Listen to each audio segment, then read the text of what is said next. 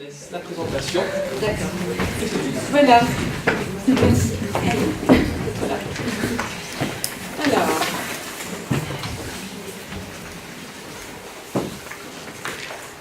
Voilà. J'ai commencé par une phrase que je trouvais intéressante qui a été. Bon, j'ai découvert cette femme, Nadia Tubianarifi, qui travaille à l'hôpital Debré à Paris et qui est endocrino, je crois. Et je trouvais intéressant de la lire déjà, comme j'ai apprécié aussi en préparant cette journée de lire ce qu'écrivait Sébastien Cox. Et je trouvais ce qui était intéressant de parler d'actes thérapeutiques, l'éducation thérapeutique, et qui conditionne la santé physique et psychologique, puisque mon propos va quand même parler un peu de psychologie, c'est comment on intègre cette dimension-là dans cette réflexion que l'on a tous ensemble aujourd'hui sur l'éducation thérapeutique.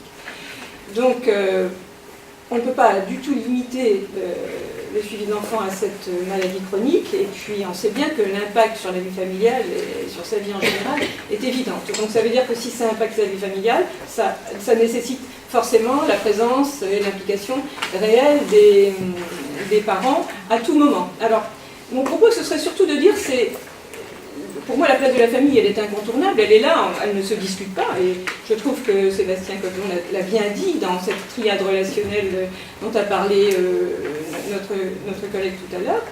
Mais ce que je trouve intéressant aussi, c'est de travailler sur comment vont faire les parents. À quel moment, comment. Et c'est ça, ce serait plutôt là que j'avais envie de venir avec vous. L'enfant se développe, et puis, c'est pas forcément évident. Et puis, qu'est-ce que c'est que la famille ? Qui c'est la famille? C'est ça aussi.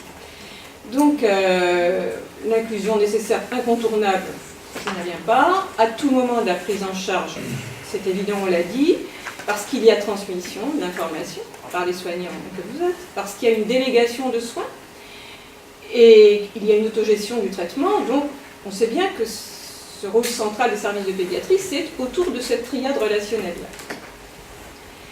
Donc la responsabilité des parents aussi, je le rappelle, mais elle est évidente, il est mineur.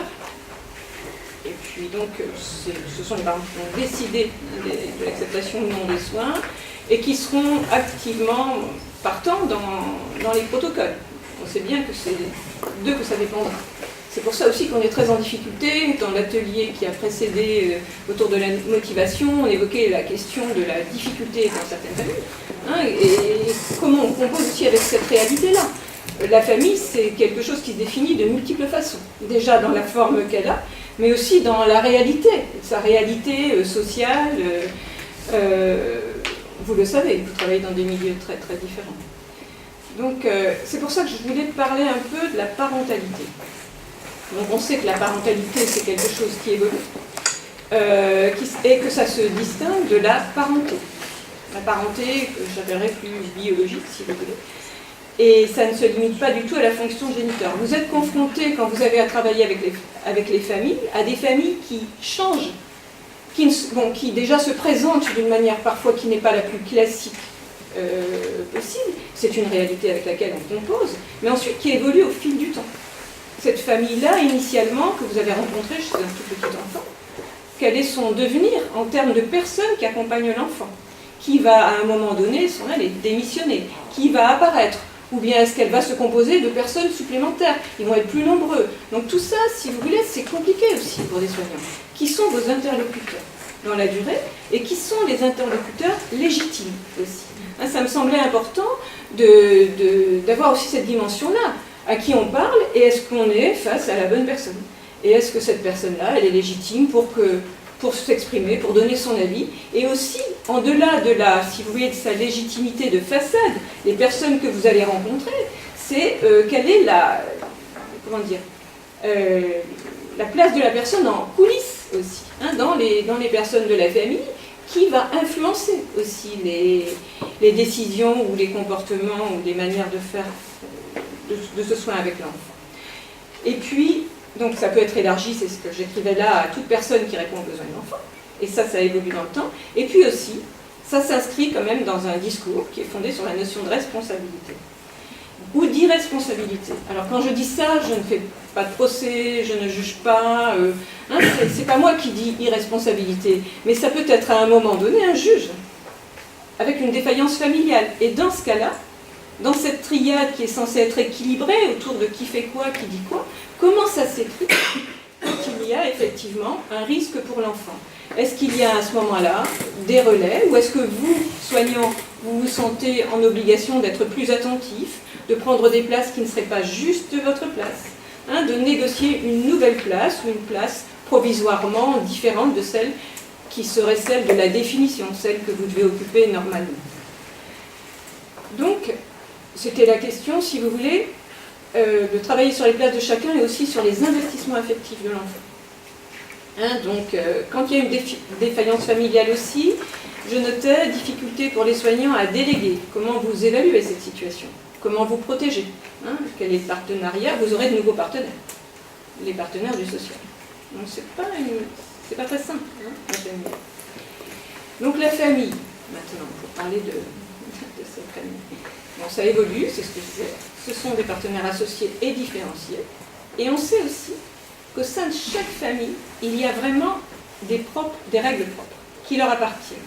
Nous, on a une représentation, moi en tant que psychologue, vous en tant que soignant, de ce que c'est qu'une famille, de comment ça devrait fonctionner. On n'a pas accès, si vous voulez, forcément, aux règles qui sont internes, à des règles qui sont implicites, qui leur appartiennent. Je pense notamment aux règles de la loyauté familiale. Par rapport à l'obésité, c'est flagrant. Hein, c'est comment, à un moment donné, quand on touche à quelque chose, le diabète, c'est peut-être différent, hein, sauf quand il est effectivement transmis. Mais quand on touche à quelque chose d'une représentation, quelque chose qui fait partie de la famille, qui leur appartient, on touche à l'ensemble de la famille. Donc c'est comment on fait pour travailler avec des parents qui sont censés nous accompagner dans le soin, quand eux-mêmes sont aussi, quelque part, touchés par cette pathologie. Ils sont eux-mêmes, entre guillemets, si je peux... La famille est malade, mais je l'emploie prudemment, hein, cette expression-là. Donc voilà, donc il y a cette cellule qui a ses propres règles, sa propre réalité, puis sa loyauté. Hein, c'est un peu... On va toucher à ce sentiment-là, et là, on peut se retrouver non plus dans une triade de confiance et dans une triade, si vous voulez, de partenaires, mais on peut se retrouver avec des rivalités et des conflits. L'enfant, il a aussi une propre représentation de sa famille. Il pense savoir comment ça fonctionne. Il pense savoir comment il doit faire aussi, dans cette famille-là, avec ces parents-là. Parce que c'est là-dedans qu'il a grandi, et c'est ce message-là qu'il a entendu. Vous m'interrompez si à un moment donné, vous avez l'impression que... Je vais un peu vite parce que je sais qu'il n'y a pas beaucoup de temps. Donc si vous voulez m'interrompre, n'hésitez pas. Voilà, donc ensuite, je reviens à ce que disait notre collègue tout à l'heure. Moi, j'ai bien aimé lire Sébastien Persson quand je préparais cette journée-là. Donc cette relation triangulaire entre l'enfant, les parents et les soignants, basée sur la confiance, je vais faire vite puisqu'on l'a dit, et l'enfant en est l'élément central. Même si c'est lui que l'on regarde. C'est lui et sa maladie et son soin. C'est lui que l'on va regarder tous ensemble. Et en même temps, il va nous regarder faire aussi. Il va regarder les soignants, il va regarder sa famille, il va regarder les réactions de chacun. Quand tout à l'heure on disait l'adolescent à un moment donné a dit ceci, a pensé cela, je trouvais que c'était assez intéressant de voir comment il regardait les soignants justement. Comment cet enfant-là regardait les différents partenaires qui font partie de cette triade. Lui aussi, l'enfant, l'adolescent, il a un regard, même s'il est centré. On a conscience que cette triade-là, et ça a bien été dit tout à l'heure, elle est incontournable. Il faut la construire, il faut la maintenir et il faut la protéger dans la durée. Et j'ajouterais qu'il faut accepter qu'à certains moments, ça coince. Parce que ça n'est pas possible que ça fonctionne dans la durée, dans une confiance parfaite, qu'il n'y ait pas de conflit, qu'il n'y ait jamais, si vous voulez, de remise en cause, voire de rupture ou de risque de rupture. Je pense que dans ces moments de risque de rupture ou de complication dans cette relation, dans cette triade, on vient de se dire des choses, et c'est là qu'effectivement des accompagnements les écoutes de parents, on y viendra après, sont vraiment nécessaires, parce que c'est quand même au moment où les gens ne seront plus d'accord, où ça va passer, que l'on va pouvoir, si vous voulez, écouter aussi la souffrance, la difficulté dans la durée. Ça n'est pas possible que de manière linéaire, enfin, j'imagine que dans vos pratiques c'est relativement rare, qu'un suivi se fasse dans la durée de manière linéaire. Et quand c'est trop parfait, j'ai envie de dire, de ma place de psychologue qui écoute aussi les autres discours.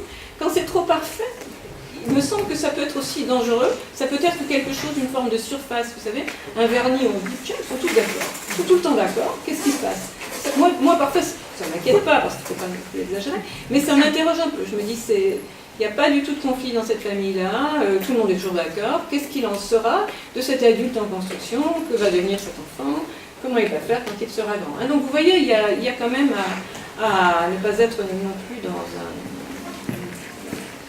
une illusion que tout se passera bien, quoi que l'on fasse. Et c'est pas parce que ça se passe pas bien qu'on n'est pas des bons soignants. C'est pas parce que ça se passe pas bien que les parents sont pas des bons parents. C'est juste parce que la relation entre les gens est comme ça.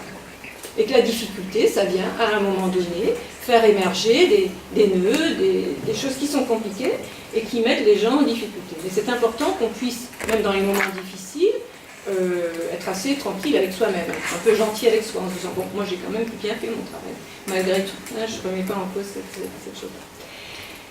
Donc voilà. Donc, moi je voulais vous parler un petit peu de ce développement de l'enfant. Alors je vais peut-être, probablement, même sûrement vous dire des choses que vous savez déjà.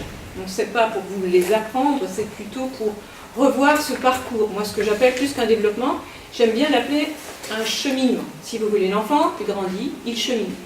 Alors l'enfant malade, il chemine différemment. Parfois comme les autres, et parfois c'est plus compliqué. Hein, c'est quelque chose qui va être, si vous voulez, ça ne sera pas linéaire, justement. Comme la maladie ne va pas s'écrire de manière linéaire, il y aura des moments faciles, des moments de crise, des moments de rechute. Enfin, vous le savez ça beaucoup mieux que moi, mais moi je l'imagine, hein, que ce n'est pas toujours évident. Donc un être en développement qui dépend des adultes et de son environnement, y compris pour les soins. C'est là que c'est un petit peu la définition un peu compliquée. Donc l'objectif, on le sait, c'est d'amener l'enfant à pouvoir se passer des parents.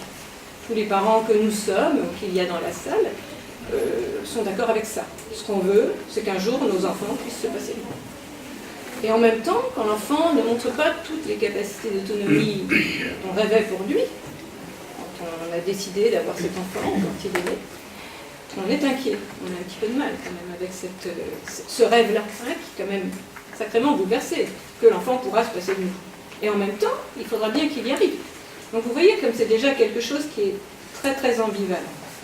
Donc on sait que les capacités d'autonomie de l'enfant sont en lien avec son développement psycho-affectif, c'est-à-dire comment il va réussir à avoir suffisamment confiance en lui, d'abord pour se dire qu'il pourra faire sans les parents, mais aussi pour se dire et garder cette idée que ses parents sont là, même quand il ne les voit pas.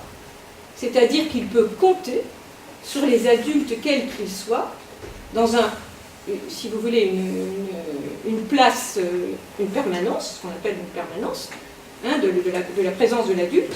Or, sa présence active à ses côtés, or quelque chose de très, très pointu, si vous voulez, d'une omniprésence. Hein. C'est comment cette séparation, elle se fait. Hein, sur ce mode-là, c'est je suis suffisamment en sécurité pour croire que mes parents, quand je ne les vois pas, ils sont là quand même.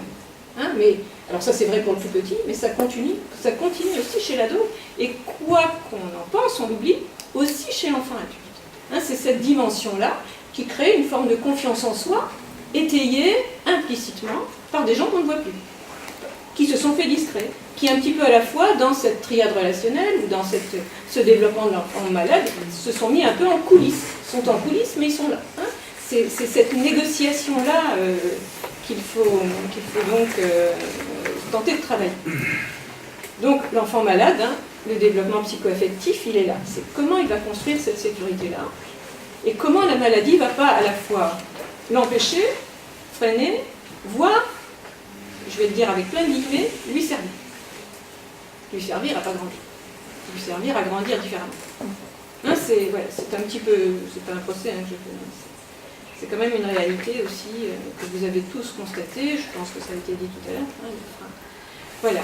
Donc je disais, hein, le développement, je me répète un peu, un cheminement vers la séparation, vers l'individuation, mais la séparation, c'est pas la rupture et c'est pas l'abandon. C'est pour ça qu'il faut un lien suffisamment sécurisant, si vous voulez, avec des expériences précédentes qui ont été suffisamment satisfaisantes et rassurantes. Et c'est là que ça peut être compliqué pour un enfant malade, c'est la question d'expériences satisfaisantes et rassurantes parce qu'elles viennent quand même s'écrire avec des parents qui ont été satisfaits et rassurés. Et là, quand on travaille avec les parents d'un enfant qui est malade dans la durée, on sait bien que ce qui coince, c'est de rassurer les parents, qu'ils puissent être, si vous voulez, en confiance pour la suite. Et la confusion entre être en confiance pour la suite et avoir confiance dans son enfant, c'est un peu compliqué. L'enfant peut, si les parents ont de l'inquiétude pour la suite de sa vie, ils peuvent penser qu'ils n'ont pas confiance en l'enfant.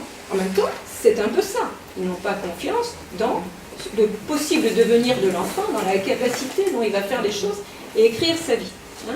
Donc c'est pour ça que la maladie chronique de l'enfant, elle peut figer ce lien, si vous voulez, dans une forme de dépendance. Et ce qui est un petit peu plus piégeant pour nous, les accompagnants, ça peut amener aussi à une forme d'autonomie, on se dit ça va, de surface. Mais c'est une autonomie qui protège, si vous voulez, qui est protectrice, qui est défensive ou qui est adaptative. L'enfant s'adapte parce qu'il n'a pas le choix. Et ça revient à la question qu'on posait il y a 5 minutes autour de est-ce qu'il faut parler à l'enfant de moins de 7 ans ou pas. Je n'ai pas une bonne réponse, si vous voulez, de dire il faut lui parler ou il ne faut pas lui parler. Je pense qu'on peut lui parler, lui expliquer, mais il faut le plus tard possible lui faire porter les choses. Alors, ce n'est pas parce qu'il est autonome sur le plan du soin qu'il porte tout. Mais c'est comment, en termes de responsabilisation, voire parfois de culpabilisation, autour, vous savez, des petites phrases, tu te mets en danger, par exemple, tu te mets en danger. Qu'est-ce que ça veut dire pour un enfant de 10 ans? Tu te mets en danger. On sait que l'adolescent va le faire, mais l'enfant de 10 ans, c'est différent, si vous voulez. Donc, comment est-ce que ça va s'écrire là? Comment nous, avec nos peurs d'adultes, ou bien notre envie de bien faire, de se dire, bon, la maladie et le soin, ça suppose, le TP, ça suppose vraiment une autonomie, ça suppose un cheminement vers l'autonomie, mais ça n'impose pas une autonomie. On ne peut pas imposer, ça ne se décrète pas, on ne peut pas vous une injonction d'autonomie. Vous voyez, ça s'écrit de manière extrêmement, mais vous savez.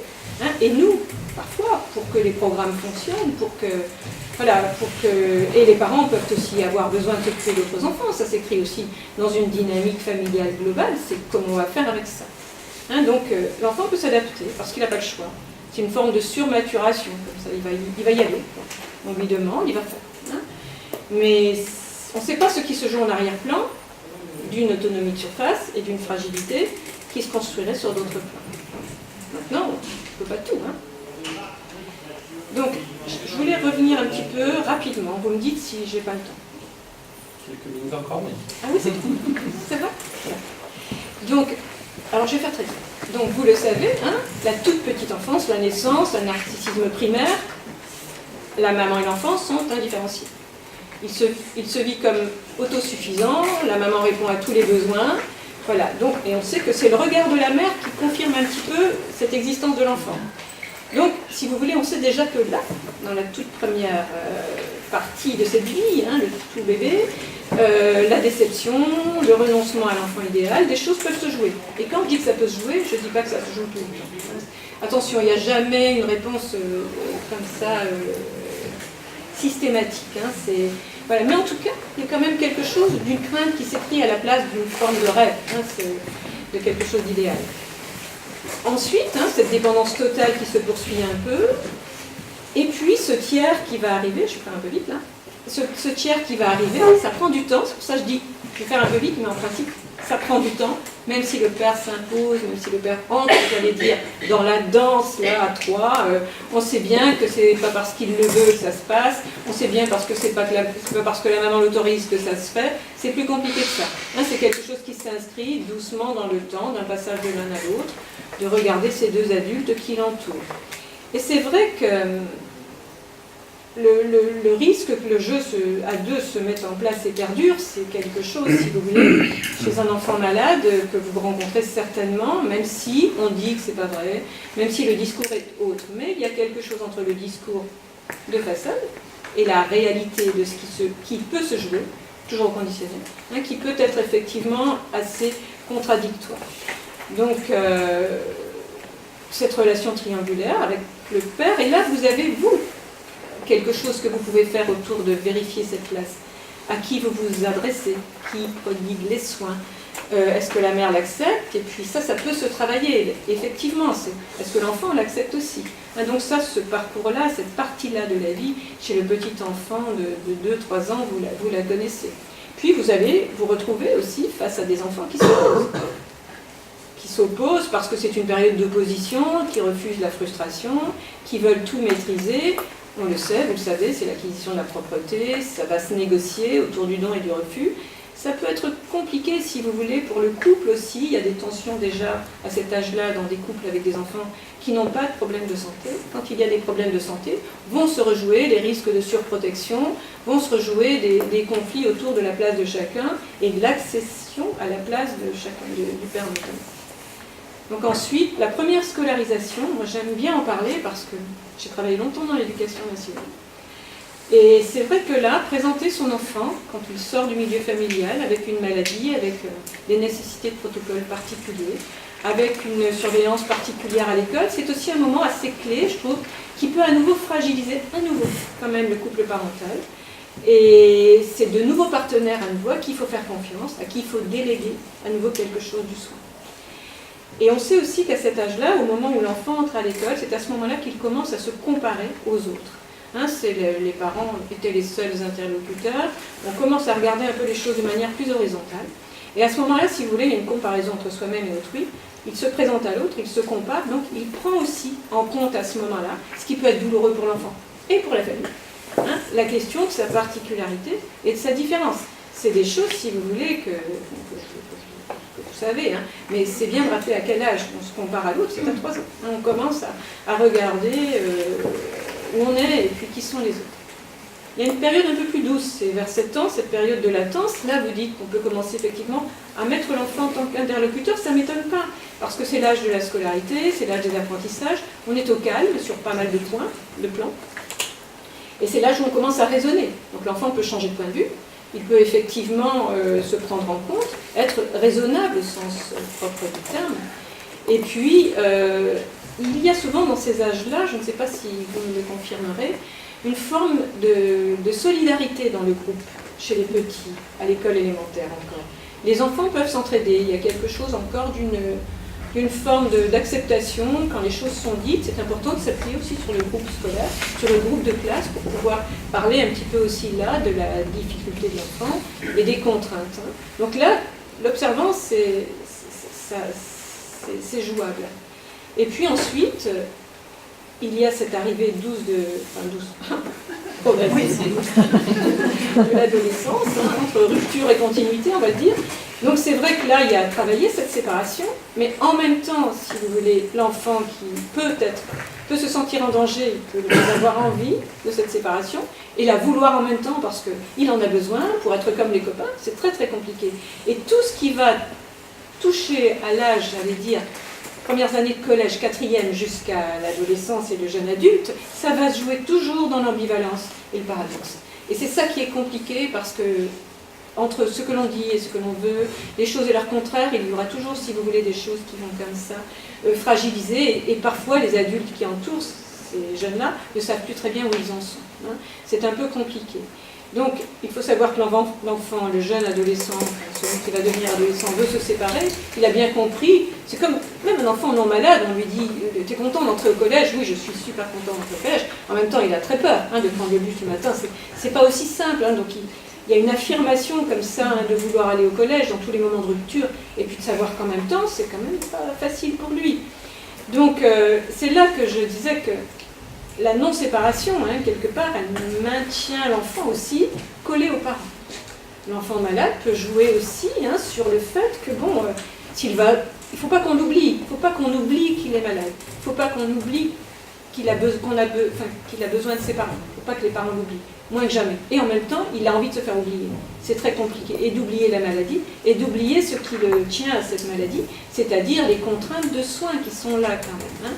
Donc là, quand je parle de bénéfice secondaire, c'est pas gentil, parce que c'est quand même, ça peut pas être un bénéfice. Mais en termes de moyens de réassurance, ça peut l'être. C'est comment il va jouer sur ces deux facettes-là. Donc la préadolescence, c'est ce que je disais à l'instant, grandir et rester enfant, une résistance des parents à lâcher prise, des capacités d'adaptation au changement qui sont vraiment en lien et qui vont être très différentes d'un enfant à l'autre. Et c'est quand même compliqué aussi pour un préado hein, de grandir, de rester dépendant de soins de la part de ses parents. La question de la pudeur aussi parfois qui peut se jouer. Et de la projection dans une vie adulte, comment je reste très dépendant, mon corps dépendant des parents, et puis qu'en même temps, je ne peux pas claquer la porte et dire tu frappes avant d'entrer dans ma chambre. Hein, c'est pas toujours, ça va pas toujours bien ensemble, donc c'est quand même compliqué si vous voulez. Hein, il peut y avoir aussi une difficulté à penser qu'un jour on sera un adulte autonome, efficient. Est-ce qu'on y arrivera? Est-ce que ce sera possible pour nous hein, donc on sent que c'est une fragilité. Je vais bientôt aller. Excusez-moi. Donc l'adolescence, je vous laisse lire. Donc ça s'arrête. Tout ce que vous pouvez imaginer sur l'adolescence et qui est vrai. Hein. Donc une estime de soi fragilisée. Je vais devoir aller plus vite là. C'est vrai. D'accord. Donc c'est un peu ce que j'ai dit, un conflit entre des parties. C'est dommage, oui. C'est dommage, c'est intéressant. Oui, sur le repas. Si vous ne mangez pas, ça va. Non, on va décaler de façon un petit peu. Oui, on va décaler. L'essentiel, je ne l'ai pas encore dit. Vous êtes quoi C'est des contraintes, c'est dans un jeu de contraintes, allez-y. Donc voilà, une rébellion contre la maladie qui peut se transformer en rébellion contre les parents qui protègent. Des conduites à risque pour affirmer son autonomie, je risque ma vie mais c'est la mienne. Hein. Donc ces choses-là qui sont dites, mais des conduites à risque pour maintenir le lien et empêcher les parents. C'est-à-dire qu'on prend des risques, comme ça nos parents ne vont pas nous quitter. Hein, ils vont rester collés parce que c'est une manière détournée de prendre des risques et puis donc ramener l'ascension à soi. Donc l'alliance chez les parents, c'est là que je voulais en venir, enfin vous arrêtez si vous voulez. Donc les points de fragilisation possibles de l'alliance chez les parents, c'est des sentiments d'incompétence et de peur. Qu'est-ce qui va toucher à cette alliance? La culpabilité, la détresse et la souffrance, l'épuisement, une absence de perspective, comment je projette mon enfant adulte. Hein. Un enfant idéal, ça je l'ai dit déjà, un couple qui bouge, qui est en difficulté, une surprotection ou une surresponsabilisation de l'enfant. Hein, toutes ces choses-là qui peuvent à un moment donné fragiliser l'alliance. C'est là aussi, quand ça ne va pas trop dans la famille, un sentiment de rivalité ou de rapt, un sentiment d'exclusion des processus de décision, quand la famille lâche, ou du moins ce sentiment, même s'il est faux. Hein.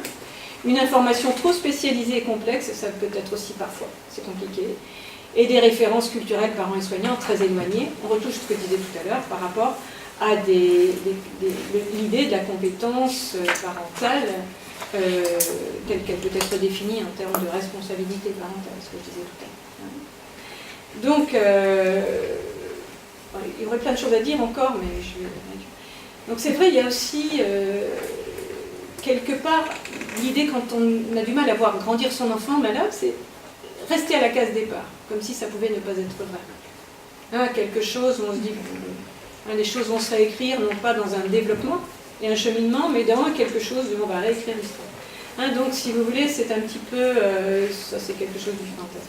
Pour une guidance attentive, donc, avec les parents, moi ce qui me vient, c'est soutenir les compétences parentales, mais ça vous le faites, je vais répéter ce que vous savez, non, je vais faire écoutez le contexte familial, là c'est là que j'insisterai davantage en disant que quand ils ont la possibilité d'exprimer toutes ces peurs, tous ces freins, toutes ces difficultés, quand elles sont posées, elles sont dites, elles sont déjà moins actives en termes de freins, si vous voulez. Les freins posés, dits dans des groupes d'écoute de parents, vont être, si vous voulez, désactivés, enfin, je vais dire comme ça, mais vont être minorés. Leur puissance sera minorée, simplement parce qu'il y aura une possibilité à un moment donné de le dire, de rencontrer un parent en face qui vit quelque chose d'analogue ou de différent, hein, et qu'on peut aussi le vivre autrement, simplement parce que les parents en face seraient différents. Donc ces freins, les travailler un peu, et puis réajuster tout le temps, mais ça, vous le faites maintenant, il faut du temps pour ça, il faut des temps pour moi d'analyse de pratique, il faut des temps de partage avec des parents, parents soignants, soignants entre eux, parents entre eux, enfants parents, ou souvent, j'ai envie de dire, sans les enfants. Qu'on leur laisse un peu qu'on ne les préoccupe pas trop. C'est des enfants qui ne doivent pas toujours être dans la mentalisation. Ils doivent parfois aussi être des enfants. On n'oublie pas cette part-là. Ce sont des enfants, avec leurs besoins, ce sont des adolescents, puisque les parents sont là pour s'occuper d'eux. Parfois, on travaille aussi entre parents. Hein, et puis, ils ne doivent pas forcément être présents. Donc les projections, ça me semble important aussi, si vous voulez. Hein. C'est comment, dans ce parcours, c'est important que les enfants et les parents puissent continuer à se projeter. Donc, je ne me suis pas beaucoup étalée, mais c'est très important. Hein. C'est comment on va différencier les gens dans un groupe familial, mais aussi la fratrie, mais aussi les ascendants. Quelle place à chacun. On n'est pas un groupe. La maladie, ça peut figer, vous savez, quelque chose, on est fermé, on ne peut pas entrer, hein, quelque chose de très très sclérosé. Donc comment on permet que ça bouge, c'est-à-dire que les frères et sœurs soient différents, que cet enfant-là puisse écrire sa vie différemment, hein, qu'il soit autorisé à être différent, tout simplement. Donc voilà ce que je voulais vous dire. Donc, moi je trouve que la psychologie a une place à prendre dans le TP, non pas moi psychologue, mais le discours clinique, la notion de développement de l'enfant. S'appuyer aussi sur ça, si vous voulez, sur quelque chose qui me semble important, non pas pour que tout le monde soit psychologue, mais simplement pour qu'à un moment donné, on puisse identifier ce qui peut, à un moment donné, nécessiter qu'il y ait un accompagnement d'un autre type. Voilà, aucun enfant ni parent ne peut échapper à l'angoisse, situation traumatisante. Donc on fait du mieux qu'on peut. Hein, mais encore une fois, hein, les conflits ou les difficultés qu'on rencontre dans ce parcours peuvent être quand même des bons indicateurs. Voilà, je m'arrête là.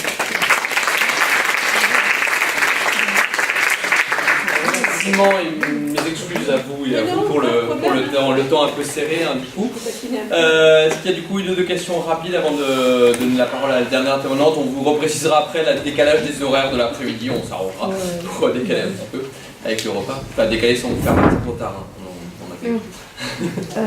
Moi, je voulais vous dire un petit peu, Chantal Catuano, je suis la directrice d'un comité départemental d'éducation pour la santé, et à ce titre-là, donc, je suis investie, nous sommes investis, pas je, la structure, dans l'accompagnement méthodologique de professionnels qui mettent en place des programmes TP. Vous avez parlé tout à l'heure dans la relation triangulaire, donc aussi soulevée, valorisée et impérative du côté de Colson, de la place du père.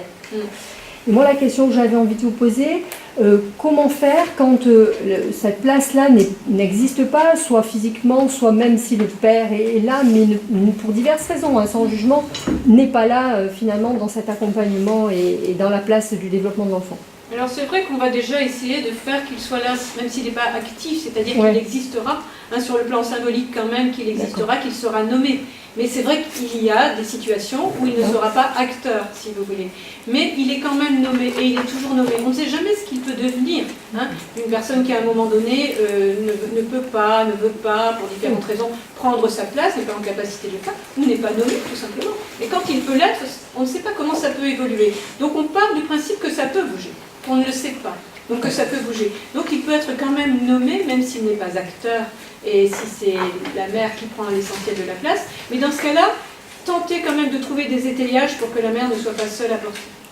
Ça peut être un grand-parent, mais faire en sorte qu'il y ait quelqu'un quand même qui vienne accompagner, soutenir.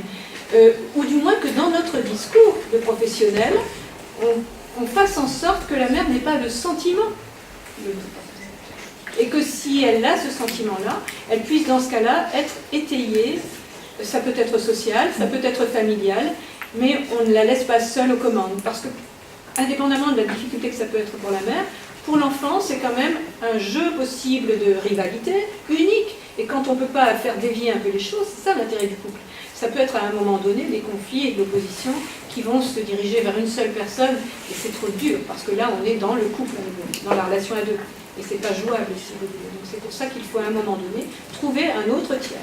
Imaginer quelque chose. Mais le père est toujours nommé, à chaque fois qu'on peut. Mais qu'il soit quand même nommé, il est là, même absent. Mais même absent, il existe.